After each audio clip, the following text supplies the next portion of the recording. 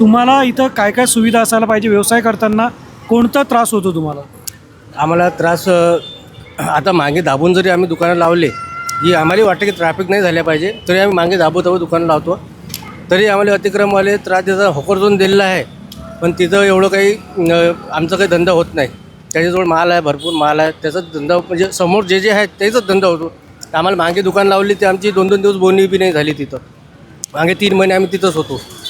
तर आता इथंही आम्ही अतिक्रमवाले एकच सांगणं आहे की बा कसं आमचं एकदम छोटं मोठं धंदा आहे, तर आम्ही एकदम मागे दाबू एकदम छोटं मोठं लावतो, जेणेकरून आम्ही ट्रॅफिक पण होऊ देत नाही.